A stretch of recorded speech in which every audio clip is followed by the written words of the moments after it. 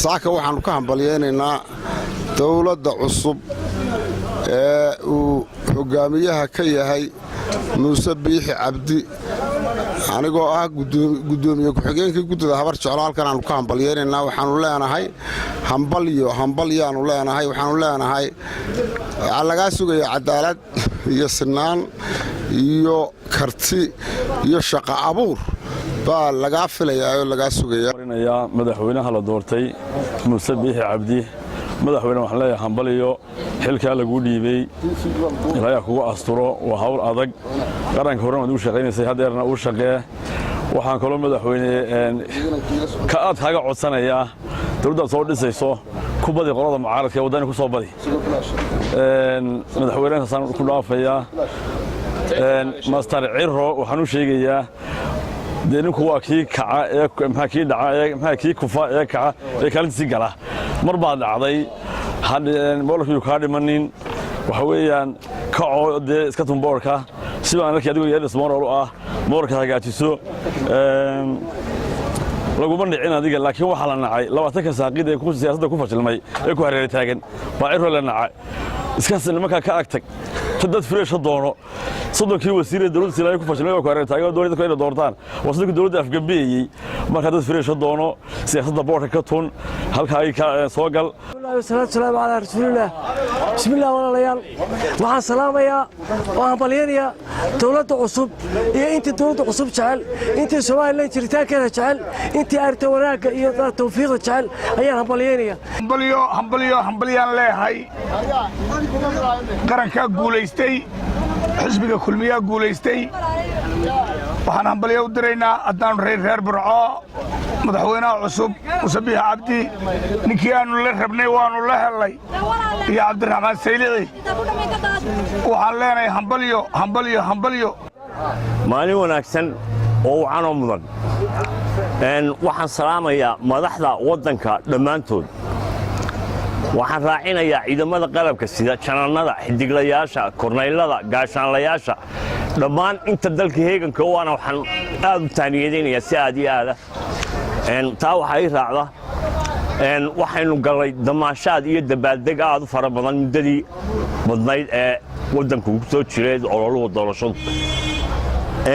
dadku wixii ay sugayeen bay isugu soo biyashootay in madaxweyne quri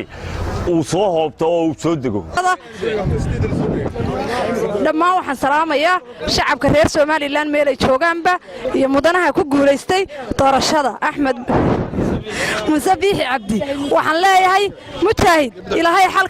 xilka kugu asturo ku guuleysatay saasana kugu hambalyeynay hambalyo waxaan salaamayaa madaxweynaha cusub ee Jamhuuriyadda Soomaaliland mudane Muuse Biixi Cabdi iyo madaxweyne ku-xigeenka Cabdiraxmaan Saylici ilaahay waxaan ka baryaa in hawshu fududeeyo waanu taageersanahay hambalyo ilaahay waxaan ka baryaa in hawshu fududeeyo haddaan reer Burco guul ilaahay ha u furiyo kumiyo taageersanay ma sha Allah waxaan halkan ka hambalyeynaya anigoo ah Aqal Daahir Salebaan Diiriye madaxweynaha cusub ee la doortay Mujaahid Muuse Biixi Cabdi xaqiiqiyan doorashadaas oo inoogu dhacday si fiican nabadgelyadeedu sugnayd agaasinkeedu wacnaa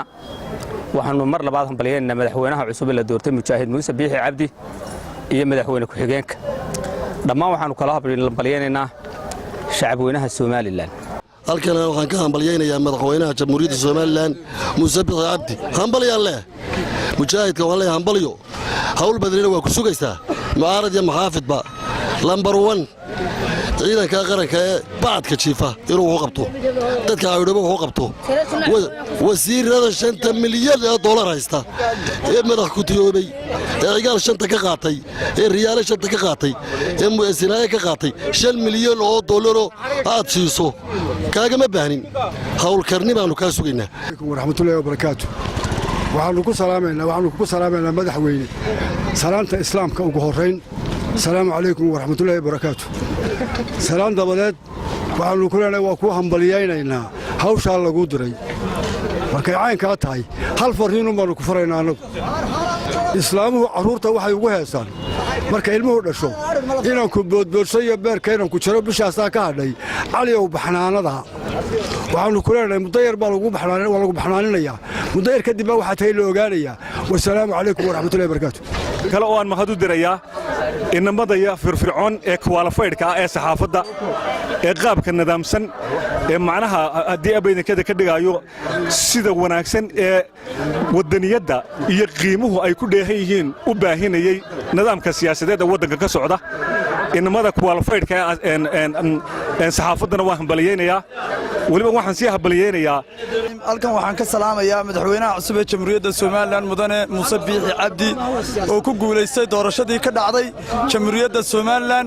ayaannu halkan hambalyo uga diraynaa waxaan kaloo hambalyaynayaa dhammaan reer somalilan waxaan kaloo hambalyaynayaa dhammaan taageerayaashii xisbiga kulmiye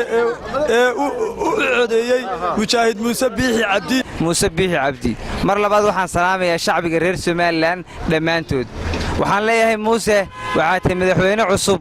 oo hadda ku guulaystay kaalintii xisbiga ah ee madaxweynenimo marka koowaad waxaan leeyahay si cadaalada oo sinaan iyo cadaalada gobollada somalilan ilaa heer gobol ilaa heer degmo wax ugu qabo madaxweynaha cusub ee ku guulaystay doorashadii ka dhacday 13 Noofembar 2017 dalka Soomaaliland ka qabsoontay madaxweynaha iyo madaxweyne ku-xigeenka ku guulaystay ayaanu hambalyeynaa